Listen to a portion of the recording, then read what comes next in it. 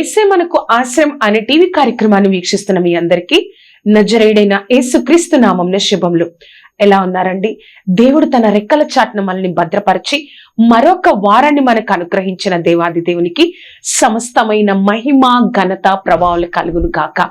ఈ యొక్క వారం కూడా ఆ గొప్ప దేవాది దేవుడు మనతో మాట్లాడాలని ఆశిస్తూ ఉన్నారండి. ముందుగా మన యొక్క హృదయాలను సిద్ధపరచుకుందాం, ప్రార్థన చేసుకుందాం. సర్వోన్నతుడా, సర్వాధికారి, సర్వశక్తిమంతుడా తండ్రి, నీ గొప్ప కృపా కాపుదల భద్రత దేవా తండ్రి, నీ సన్నిధి దేవా ఆశ్చర్యకరుడా, నీ కృపలో గత వారమంతా భద్రపరిచి కాచి కాపాడి తండ్రి ఈ గొప్ప కార్యాన్ని సర్వశక్తిమంతుడా నీ సన్నిధిలో వాక్యాన్ని ధ్యానించుకునే గొప్ప కృపను మాకు అనుగ్రహించిన దేవాది దేవా నీకు కోట్లాది కృతజ్ఞతలు. ఎవరైతే యొక్క నీ బిడ్డలైన వారు ప్రభా యొక్క కార్యక్రమాన్ని చూస్తా ఉన్నారో నాతో మాతో మా అందరితో నువ్వే మాట్లాడండి దేవా. ప్రతిదీ నీ యొక్క అధికారంలోనికి తీసుకొనండి దేవా. కేవలం నీ నామాన్ని కనపరచుకో పరిశుద్ధాత్మ దేవా. నువ్వే సహాయంను దయచే దేవా. నిలబెట్టండి. ఏ యొక్క శోధన అధికారం లేకుండా నీ సన్నిధిని మేము ప్రతి ఒక్కరం అనుభవించాలయ్యా. సహాయంతో నింపండి. నజరేయుడైన యేసుక్రీస్తు నామమున అడిగి వేడుకొంచున్నాము తండ్రి. Amen, amen, amen. ఈ వారం మన యొక్క వాక్య ప్రసంగ అంశంగా కీర్తనలు 37వ కీర్తన 28వ వచనం. ఏలయనగా యెహోవా న్యాయమును ప్రేమించువాడు, ఆయన తన భక్తులను విడువడు, వారెన్నటెన్నటికీ కాపాడబడుదురు. ఈ వారం మన యొక్క వాక్య ప్రసంగ అంశం, ఆయనే నిన్ను వదులుకోనప్పుడు ఆయన్ను వదిలేసే ఆలోచన కూడా చేయకు కదా. దేవుడే నిన్ను వదిలివేయనప్పుడు నువ్వు ఆయన్ని వదిలేసే ఆలోచన కూడా చేయకు.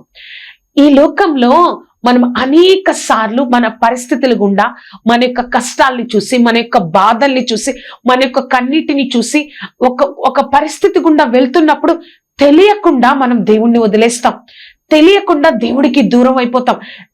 మనకి తెలియకుండానే దేవుడి చిత్తం కాకుండా మన ఇష్టాలు, మన కోరికలు, ఈ లోకం కోసం, ఈ లోకంలో ఉన్న సంబంధాల కోసం, ఈ లోకంలో ఉన్న ఆ యొక్క స్థితిగతులకు బట్టి కొన్ని మనము దేవుడికి విరోధమైన వాటిని చేసి దేవుడికి దూరం అయిపోతాం. ఆ దూరమైన జీవితాలు ఎలా ఉంటాయంటే తెలియకుండానే, ఒకప్పుడు నువ్వు ప్రార్థన చేయకుండా ఒక రోజును ముగించలేదు, ఒక రోజుని ఆ యొక్క రోజుని మొదలు పెట్టలేదు. కానీ ఇప్పుడు ప్రార్థన అనే మాటని నువ్వు మర్చిపోయావు. ఒకప్పుడు దేవుని సన్నిధికి రాకుండా ఆ వారం నీకు గడవదు. ఆ వారం దేవుని సన్నిధికి వెళ్ళాలి అన్న ఆలోచన నీలో ఎప్పుడు ఉండేది. కానీ నీకు తెలియకుండానే నువ్వు ఎలా అయిపోయావంటే ప్రార్థన చేయకపోవడం, ఆ యొక్క దేవునితో సహవాసం లేకపోవడం, సంఘంతో సహవాసం లేకపోవడం వల్ల నీకు తెలియకుండానే దూరం అయిపోయావు. దేవుడు నీతో చెప్తున్నారు ఏమనంటే, నేనే నీ వదులుకోలేదు, కానీ నేను నన్ను వదులుకోవాలి అన్న ఆలోచనను నువ్వు చేయొద్దు. నీ ఇంటిలో తల్లిదండ్రులు ఉన్నప్పుడు కొన్నిసార్లు కొన్ని పరిస్థితుల వల్ల ఏదన్నా చిన్న చిన్న గొడవలు రావడం, ఏదన్నా మనస్పర్ధలు రావడం, ఆ వచ్చినప్పుడు ఏం చేస్తాం? కొన్నిసార్లు కోపగించుకుంటాం, కొన్నిసార్లు బాధపడతాం, కొన్నిసార్లు కొన్ని రోజులు మాట్లాడకుండా ఉంటాం. కానీ వారు నీ తల్లిదండ్రులు కాకుండా పోతారా? ఆమె నీ తల్లి కాకుండా పోతుందా? ఆమె నీ తండ్రి కాకుండా పోతాడా? ఎప్పటికైనా తల్లి తండ్రి అన్న వారు నీకు సహాయం చేయాలి. నువ్వు వారికి సహాయం చేయాలి. వారు నీ కోసం నిలబడాలి, నువ్వు వారి కోసం నిలబడాలి కదా.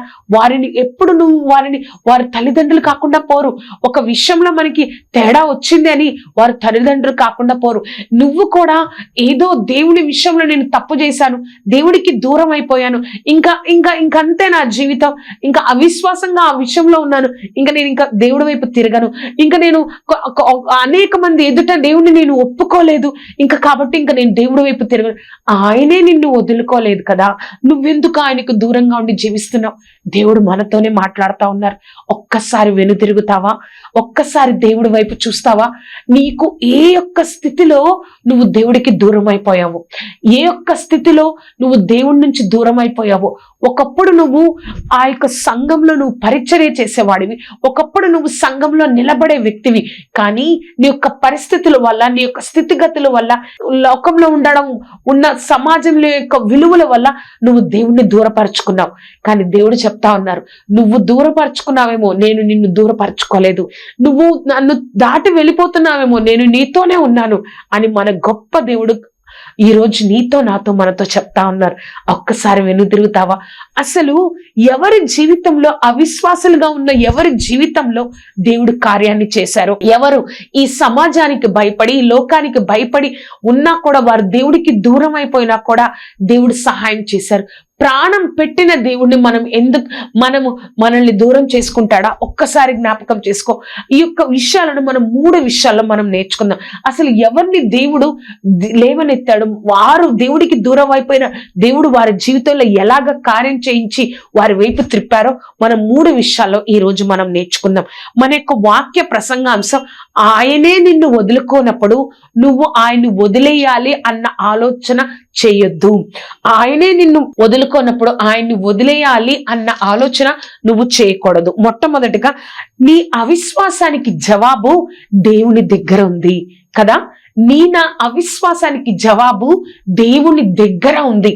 కానీ నువ్వు ఆ దేవుణ్ణే దూరం చేసుకుంటే ఇంకా అవిశ్వాసంతోనే చనిపోతావు, అవిశ్వాసంతోనే ఉంటావు కదా. ఒక్కసారి జ్ఞాపకం చేసుకో. నీ యొక్క శరీరంలో ఏదైనా ఒక సమస్య వచ్చింది. ఆ సమస్య వచ్చినప్పుడు నువ్వు ఒకసారి డాక్టర్ గారి దగ్గరికి వెళ్ళి నీ సమస్య అంతా వివరించి ఉంచినప్పుడు వాళ్ళు ఒక ప్రిస్క్రిప్షన్ ఇస్తారు, వాళ్ళు ఒక టాబ్లెట్స్ కానీ ఏదైనా రికమెండ్ చేస్తారు. వాటిని నువ్వు వాడుతా ఉన్నా కూడా నీకు ఏది కూడా ఆ సమస్యకి పరిష్కారం దొరకల, ఆ యొక్క ప్రాబ్లం కి సొల్యూషన్ అనేది నీ జీవితంలో లేదు. కొన్ని వారం అయిపోయింది, 2 వారాలు అయిపోయింది, ఏమీ లేదు. అప్పుడు నువ్వు అనుకుంటావా ఇంకా నేను జీవితంలో డాక్టర్ గారి దగ్గరికి వెళ్ళను, నాకు సమస్యకి ఏ పరిష్కారం లేదు అంటే ఎవరికి నష్టం కలుగుతుంది? ఎవరికి నష్టం? మనకే నష్టం కదా. నీకు ఆ వ్యాధితో నువ్వు అలా మరణించాలి కదా. నీలో కూడా అవిశ్వాసం అనే ఒక వ్యాధి ఉంది, అవిశ్వాసం అనే ఒక క్వశ్చన్ మార్క్ ఉంది, అవిశ్వాసం అనే ఒక ప్రశ్న వచ్చింది. ఆ అవిశ్వాసానికి అక్కడ కాదు, దేవుడి వైపు తిరిగినట్లయితే దేవుడే ఆ అవిశ్వాసాన్ని దేవుడు తీసివేస్తాడు. దేవుడు రెడీగా ఉన్నాడు నీ ఆ యొక్క అవిశ్వాసంలో వచ్చిన ఆ ప్రశ్నలకు ఆ సమాధానం ఇవ్వాలని. ఆ గొప్ప దేవాది దేవుడు నీ వైపు తిరుగుతా ఉన్నారు కాబట్టి నువ్వు ఆయన వైపు తిరిగినట్లయితే తప్పక దేవుడు నీ యొక్క అవిశ్వాసంలో వచ్చిన ప్రతి ప్రశ్నను దేవుడు తీరుస్తారు. దేవుడు ఆదివారం పునరుద్ధాన రోజు తిరిగి లేచినప్పుడు మగ్దలేని మరియకు దేవుడు కనిపించారు. ఆ రోజు సాయంత్రం శిష్యులందరూ ఒక భయంతో యూదులకు భయపడి, ఎక్కడ యూదులు మాకు దేవుడు శిష్యులని తెలుసుకుంటారో అని యూదులకు భయపడి తలుపులన్నీ మూసివేసి ఒక రూమ్ లో ఉన్నప్పుడు దేవుడు వారి మధ్యలోకి వచ్చారు. అక్కడ తోమా లేడు, యూదా ఇస్కరియోతు కూడా ఉన్నారు, కానీ అక్కడ తోమా లేడు. తోమా లేనప్పుడు దేవుడు వారితో చెప్పారు, ఆయన యొక్క గాయపడిన హస్తాలను వారికి చూపించారు, ఆ ప్రక్కలో ఆ యొక్క గాయాన్ని వారికి చూపించారు.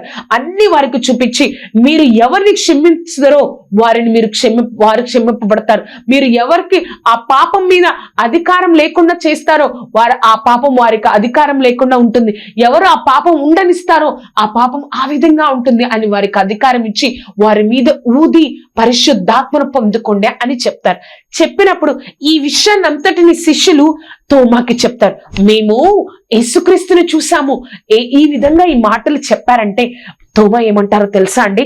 తోమా, నేను ఆయన యొక్క మేకులలో గాయాలు పెట్టి చేతులు పెట్టి చూస్తేనే గాని, నా చేయి పక్కన ఆయన చేయి పక్కన నా చేయి ఉంచితేనే గాని నేను నమ్మను అని అంటారు.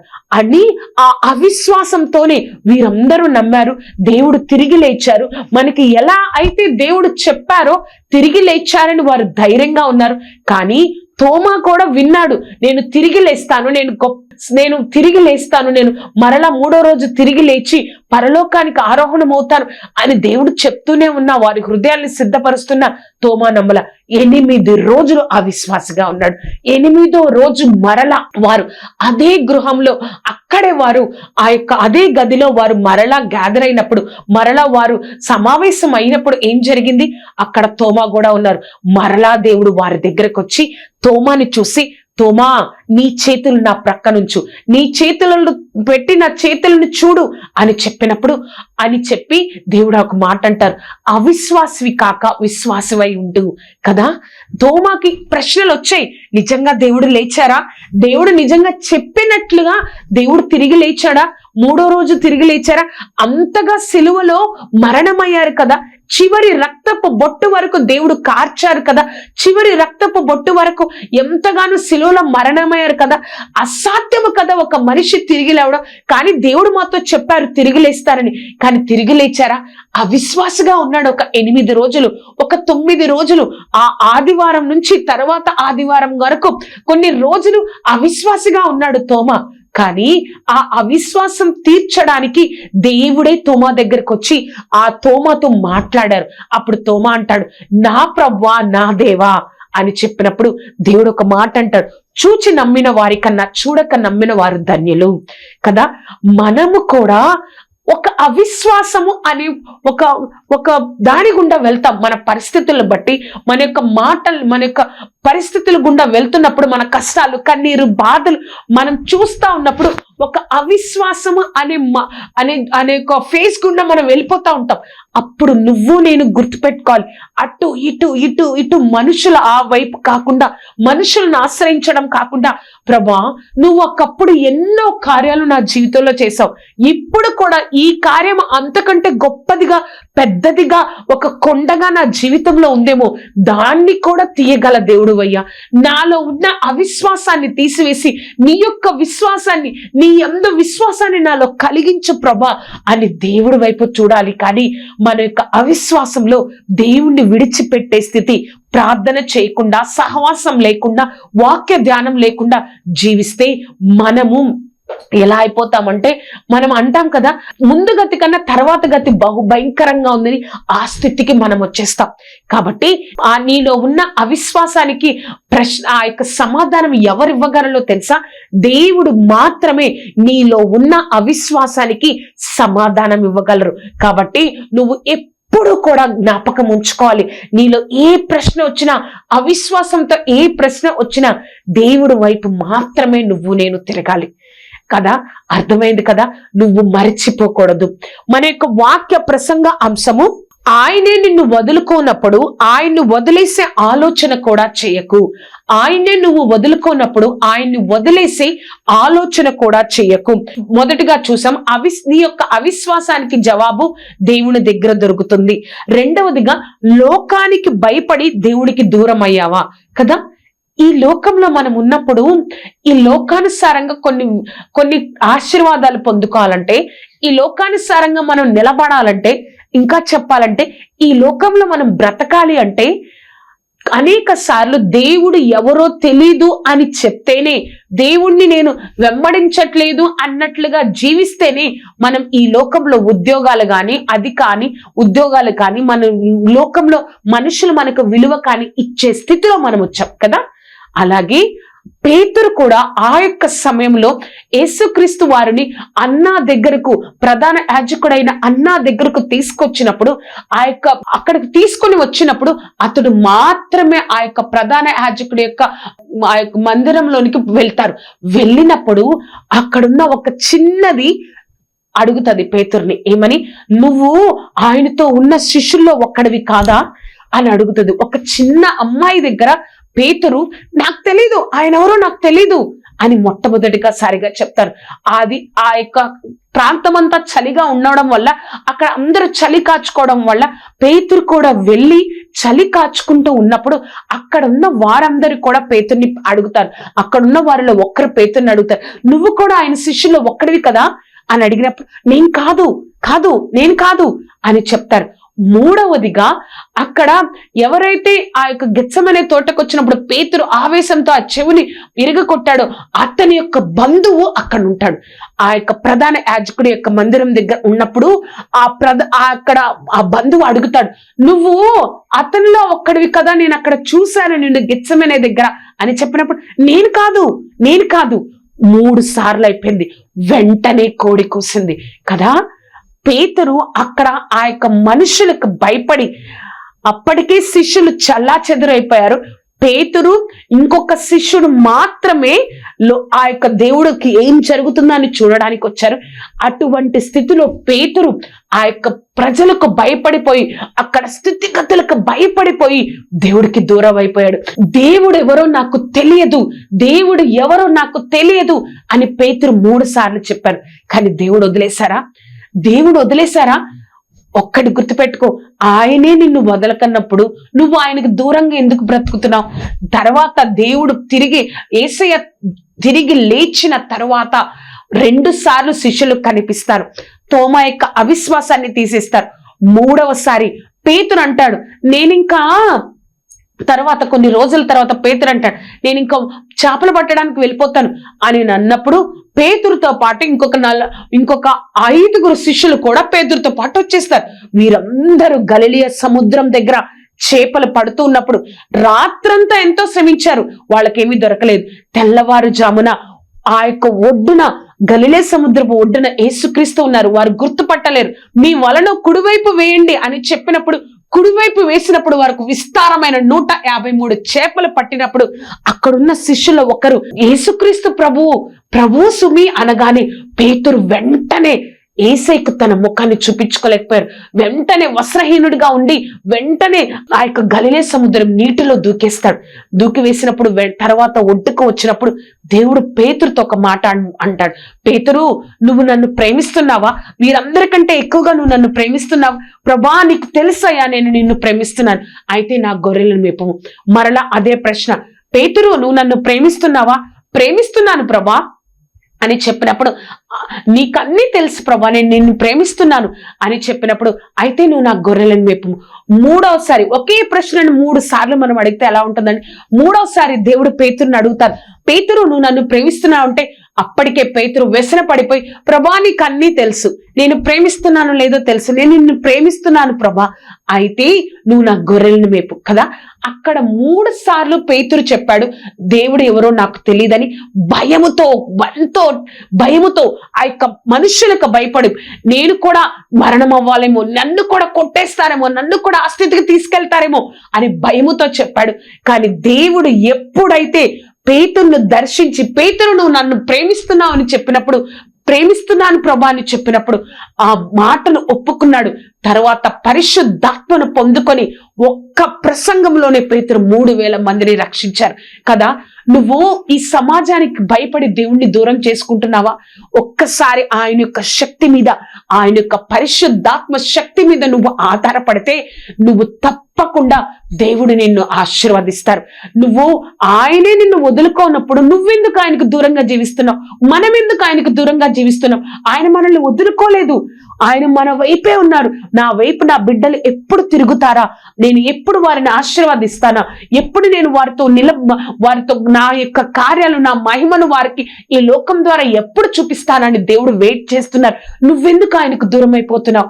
దేవుడు మనతోనే మాట్లాడుతున్నారు. మన యొక్క వాక్య ప్రసంగ అంశము, ఆయనే నిన్ను వదులుకోలేనప్పుడు నువ్వు ఆయన వదిలేయాలి అన్న ఆలోచన చేయకు. మొట్టమొదటిగా మనం చూసినట్లయితే నీ అవిశ్వాసానికి జవాబు దేవుని దగ్గర ఉంది కదా. మన యొక్క అవిశ్వాసానికి జవాబు దేవుని దగ్గర ఉంది. రెండవదిగా, లోకానికి భయపడి దేవుడికి దూరం అయిపోయావా? పేతురులాగా ఆ యొక్క పరిస్థితికి భయపడి దేవుడికి దూరం అయిపోయా?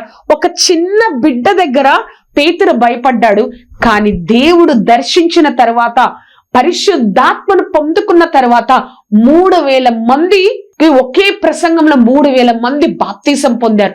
ఎంత గొప్ప విషయం కదా. మూడవదిగా మనం చూసినట్లయితే, నీ కోసం ప్రాణాన్నే పెట్టిన దేవుడు నిన్నెలా వదిలేస్తాడు కదా. నీ కోసం ఆయన తన ప్రాణాన్నే పెట్టాడే, నువ్వు దేవుడికి దూరం అయితే నిన్ను చూస్తూ దేవుడు వదిలేస్తాడా? ఆ యొక్క సంసోను జీవితాన్ని మనం చూసినట్లయితే, సంసోను చివరిలో ఆ యొక్క ఫిలిస్తీన్ల చేతికి దొరికిపోతాడు. ఆ ఫిలిస్తీన్లు ఏమనుకుంటారు అంటే, మనల్ని ఎవరైతే హింసించారో, మనల్ని ఎవరైతే ఎక్కువగా అపహాసం చేశారో, మన యొక్క ప్రజల్ని ఎక్కువగా ఎవరైతే చంపారో, వారిని మన చేతికి మన దేవుడు, మన దేవత అప్పగించేసిందని ఆ ఫిలిస్తీన్లందరూ ఎంతగానో సంతోషిస్తారు, సంతోష గానాలు చేస్తారు. అప్పటికే సంసోను ఎక్కడున్నారండి? బందీ గృహంలో ఉన్నారు. అప్పటికే సంసోను బందీ గృహంలో ఉన్నారు. ఆ బందీ గృహంలో ఉన్నప్పుడు మేమందరం అతన్ని మధ్యలో నిలబెట్టండి, మేమందరం అతన్ని చూసి అపహాసం చేయాలి, అందరం మేము ఎగతాళి చేయాలన్నప్పుడు ఆ యొక్క ఖైదులు వెళ్లి బందీ గృహంలో ఉన్న ఆ యొక్క భటులు వెళ్లి బందీ గృహంలో ఉన్న సంసోన్ని తీసుకొస్తారు. ఆ యొక్క భటులతో సంసోను చెప్తారు, నేను ఇక్కడ నిలబడలేకపోతున్నాను, ఏదైతే ఆధారంగా ఉందో దాని దగ్గరికి తీసుకెళ్లి నన్ను నిలబెట్టండి అని చెప్పినప్పుడు రెండు చేతులు ఏదైతే ఆ యొక్క దేవతా ఆ యొక్క మందిరంలో నిలబెట్టారు, ఆధారమైన రెండు పోల్స్ మధ్యలో సంసోన్ని నిలబెడతారు. అప్పుడు అందరూ కూడా సంసోన్ని ఎగతాళి చేస్తారు, అందరూ కూడా సంసోన్ని నవ్వుతారు, ఎగతాళి చేస్తారు. అప్పుడు సంసోను ఒక ప్రార్థన చేస్తాడండి. ఒక మాటను మనం చదువుదాము. న్యాయాధిపతులు 16వ అధ్యాయము 28వ వచనం. న్యాయాధిపతులు 16వ అధ్యాయం 28వ వచనం. అప్పుడు సంసోను, యెహోవా ప్రభువా, దయచేసి నన్ను జ్ఞాపకం చేసుకొనుము, దేవా దయచేసి ఈసారి మాత్రమే నన్ను బలపరచుము, నా రెండు కనుల నిమిత్తము ఫిలిస్తీయులను ఒక్క మారే దండించి పగ తీర్చుకొననిమ్మని యెహోవాకు మొరపెట్టి. నా రెండు కళ్ళు అప్పటికే పోయాయా, నా రెండు కన్నుల నిమిత్తం దయచేసి ఒక్కసారి నన్ను జ్ఞాపకం చేసుకోయ్యా, ఒక్కసారి నన్ను జ్ఞాపకం చేసుకో అని చెప్పగానే దేవుడు సంసోన్ని జ్ఞాపకం చేసుకోవడం వల్ల మరలా ఆయనకి పోయిన శక్తిని దేవుడు అనుగ్రహించి జ్ఞాపకం చేసుకోనడం వల్ల అక్కడ ఆల్రెడీ ఫిలిస్తీన్లు 3000 మందికి పైగా అక్కడ ఉన్నారు. ఆ యొక్క మందిరంలో అందరూ కూడా ఉన్నారు. 3000 మందికి పైగా అక్కడ గ్యాదర్ అయిపోయారు. ఉన్నప్పుడు ఆ యొక్క ఒకేసారి తన శక్తితో ఆ యొక్క మందిరంలో ఉన్న తన శక్తితో లాగినప్పుడు ఆ మందిరం అంతా ఆ ఫిలిస్తీన్ల మీద పడిపోయి అక్కడ ఉన్నవారు చనిపోయారు. తన జీవిత కాలంలో చనిపోయిన వారందరికంటే తను చనిపోయేటప్పుడు ఆ యొక్క శత్రువులు చంపిన వారి లెక్క ఎంతో ఎక్కువ అని బైబిల్లో ఉంటుంది కదా. నీ కోసం నా కోసం తన ప్రాణాన్నే ఇచ్చిన దేవుడు, నా కోసం తన ప్రాణాన్ని ప్రాణంగా ఇచ్చిన దేవుడు మనల్ని ఎలా మర్చిపోతాడండి? నువ్వు ఎందుకు దేవుణ్ణి వదిలేసి ఉంటున్నావు? నువ్వు ఎందుకు దేవుడికి దూరం అయిపోయి ఉంటున్నావు? అయ్యో, దేవుడే మనల్ని వదులుకోలేదు. ఎన్నో కారణాల వల్ల, కొన్ని పరిస్థితుల వల్ల మనకి తెలియకుండానే దేవుడికి దూరం అయిపోతాం. కొన్ని స్థితిగతుల వల్ల మనకి తెలియకుండానే దేవుడికి దూరం అయిపోతాం. కానీ ఎప్పటికైనా మనకి దేవుడికి దూరం అయిపోయినా మనం ఒక్క విషయం మన జీవితంలో గుర్తుపెట్టుకోవాలండి. ఏంటో తెలుసా? మనకి దేవుడు అవసరమా? దేవుడికి మనం అవసరం లేదు, మనకి దేవుడు అవసరం. మరొకసారి చెప్తానండి, దేవుడికి మనం అవసరం లేదు, కానీ మనకి దేవుడు అవసరం. కానీ మనం ఎలా ప్రవర్తిస్తామో తెలుసా? ఆయనకి నా వల్ల అవసరం ఉంది, నాకు అవసరం లేదు అన్నట్టుగా మన జీవితాలు ప్రవర్తిస్తాం. నువ్వు నేను ఒక్కటి గుర్తుపెట్టుకోవాలి, ఆయనే మన జీవితాన్ని ఆశీర్వదించకపోతే, ఆయనే మనల్ని కాపాడకపోతే, ఆయనే మన జీవితంలో లేకపోతే, నువ్వు ప్రార్థించకపోయినా, నువ్వు దేవుడి వైపు తిరగకపోయినా, నువ్వు దేవుణ్ణి చూడకపోయినా, దేవుని సన్నిధిని అనుభవించకపోయినా, ప్రతిరోజు వాక్యాన్ని చదవకుండా ప్రార్థన చేయకుండా ఉన్నా కూడా, కొన్ని రోజుల నుంచి దేవుడికి దూరం అయిపోయినా నీకు తెలియకుండా నిన్ను కాపాడుతుంది ఎవరో తెలుసా? దేవుడు మాత్రమే. నువ్వు వెళ్తున్న ప్రయాణంలో, నువ్వు చేస్తున్న యొక్క ఉద్యోగంలో, నువ్వు ఉంటున్న కుటుంబ జీవితంలో నిన్ను కాపాడుతుంది ఎవరో తెలుసా? దేవుడు మాత్రమే. ఆ విషయాన్ని మనం మర్చిపోయి మనం జీవిస్తా ఉన్నాం. దేవుడు చెప్తున్నారు, నేనే నిన్ను వదులుకోలేదే, నువ్వు వదులుకోవాలి అన్న ఆలోచన తీసివేసి నా వైపు తిరుగు అని దేవుడు చెప్తున్నారు. మనకి దేవుడు అవసరం, దేవుడికి మన అవసరం లేదు. కానీ ఆయన మన కోసం తన ప్రాణాన్నే పెట్టారు, ఆయన మన కోసం తన జీవితాన్ని ఉంచారు. అలాంటిది మనము దేవుడికి ఎలా దూరం అవుతాం? దేవుడు నీ కోసం ప్రాణం పెట్టిన దేవుడు నిన్ను ఎలా వదిలేస్తాడు? కాబట్టి ఆయనకు నువ్వు దూరం అయిపోకూడదు, నువ్వు దూరం చేసుకోకూడదు. దేవుడు నీతోనే మాట్లాడుతున్నారు. తోమా జీవితం ద్వారా అవిశ్వాసం నీకుందా? అవిశ్వాసం ఉందా? దేవుడి దగ్గర మాత్రమే నీకు జవాబు దొరుకుతుంది. కొన్ని పరిస్థితుల వల్ల, ఈ సమాజంలో ఉద్యోగం వల్ల, కొన్ని స్థితిగతుల వల్ల నువ్వు దేవుడు ఎవరో తెలియదు, నేను క్రైస్తవుని కాదు అని నువ్వు నోటితో ఒప్పుకున్నావేమో, ఆయన ఎవరో తెలియదని క్షమించడానికి దేవుడు సిద్ధంగా ఉన్నారు. నువ్వు ఎవరైతే నాకు తెలియదని ఆ యొక్క పేతురు చెప్పాడో, కానీ పరిశుద్ధాత్మ శక్తిని పొందుకున్న తర్వాత ఏ విధంగా అయితే పేతురు నిలబడ్డాడో ఆ విధంగా దేవుడు నిన్ను ఆశీర్వదిస్తారు. అంతేకాదు, దేవుడు నీ కోసం ప్రాణాన్నే ఇచ్చాడే, నువ్వు ఆయనను మర్చిపోకూడదు. సంసోను జీవితం ద్వారా దేవుడు నీతో మాట్లాడారు కదా, నువ్వు దేవుడికి దూరం అయిపోవద్దు. ప్రార్థన చేసుకుందాం. సర్వోన్నతుడా, సర్వాధికారి ప్రభా, ఎవరి కోసమైతే ఈ మాటను మాట్లాడుతున్నావో దేవా, ప్రభా, మేము ఎప్పుడు కూడా ఏ స్థితిలో కూడా నిన్ను దూరం చేసుకోవాలి, నువ్వు నీ బిడ్డగా నేను ఉండకూడదు, నా ఇష్టం వచ్చినట్లుగా నా జీవితాన్ని జీవించాలి అన్న ఆలోచన మా జీవితాల నుంచి తీసివేదేవా. నీ కృపతో నింపు దేవా, పరిశుద్ధాత్మ దేవా, నీ గొప్ప కార్యాన్ని జరిగించు దేవా. నీ కృపా కాపుదల దయచేసి సర్వశక్తిమంతుడా జ్ఞాపకం చేసుకోదేవా. ఆశ్చర్యకరుడా, అద్భుతకరుడా తండ్రి, నీ గొప్ప కార్యాన్ని మా జీవితంలో జరిగించుకోనండి. నీ నామాన్ని మహిమపరచుకోనండి. ఎవరైతే ఈ కార్యక్రమాన్ని చూస్తున్నారో ప్రభా, దేవుడికి దూరమైపోయారో తండ్రి, ఒకప్పుడు నీ బిడ్డలు ప్రభా, ఒకప్పుడు వారు నీ పక్షంగా అనేక మందిని నీ వైపు తిప్పిన బిడ్డలు ప్రభా, కానీ ఎవరైతే నీ దూరమైపోయారో, ఎవరైతే ప్రభా సాతాను దూరం చేసిందో వారితో మాట్లాడండి దేవా. ఎలా ప్రభా ప్రభా తోమాతో మాట్లాడి ఎలాగైతే విశ్వాసాన్ని ఇచ్చావో ప్రభా, పేతురుతో మాట్లాడి ఎలా అయితే ధైర్యాన్ని ఇచ్చావో ప్రభా, ఎలా అయితే సంసోన్తో మాట్లాడి చివరి నిమిషంలో నా బిడ్డ అని నిరూపించుకున్నావో దేవా, మా అందరి జీవితాలు నీ వైపు త్రిప్పుతున్నామయ్యా తండ్రి. ఏ విషయంలో నీకు దూరం అయిపోయామో, ఏ విషయంలో నీకు ప్రార్థన చేయకుండా నిర్ణయాలు తీసుకున్నామో మమ్మల్ని క్షమించి మరలా నిలబెట్టండి దేవా. నీ కార్యం జరిగించుకోనండి సర్వశక్తిమంతుడా. నీ కృపా రెక్కల క్రింద భద్రపరచండి అయ్యా. ఆశీర్వాదంతో నింపండి దేవా. నీ గొప్ప కార్యాన్ని జరిగించండి సర్వాధికారి. నీ కృపతో నింపండి దేవా. ప్రభా, సహాయమును దయచేయండి. ఇంకెప్పుడు కూడా తండ్రి మా జీవితాలు నీకు దూరం అవ్వకుండా నీలో నిలబడడానికి, నీలో అంటగట్టబడానికి సాయం దయచేయండి. నీ గొప్ప కార్యాన్ని జరిగించి నువ్వే తోడేయండి, నడిపించి పరిశుద్ధాత్మదేవ నీ కృపా కాపుదల దయచేసి తండ్రి నీ నామాన్ని ఘనపరచుకొనగలరని ప్రభా, కేవలం నీ నామం మహిమపరచబడినందుకు వందనాలయ్యా. కేవలం నీ నామం మహిమపరచబడినందుకు వందనాలు. నువ్వే సహాయమును దయచేయండి. నజరేయుడైన యేసుక్రీస్తు నామమున అడిగి వేడుకొచ్చున్నాము తండ్రి. Amen, amen, amen. చూసారు కదండి, ఈ యొక్క కార్యక్రమం మీకు ఆశీర్వాదకరంగా ఉన్నట్లయితే మీ యొక్క స్నేహితులకు, బంధువులకు ఈ కార్యక్రమాన్ని పరిచయం చేయండి. అంతేకాదు నా గురించి, ఈ కార్యక్రమం గురించి ప్రార్థన చేయండి. దేవుడే మనల్ని వదులుకోనప్పుడు మనము ఆయన్ని వదిలేయాలన్న ఆలోచన కూడా మన జీవితంలో రాకూడదు. దేవుడు మిమ్మల్ని ఆశీర్వదించును గాక. Amen, amen, amen.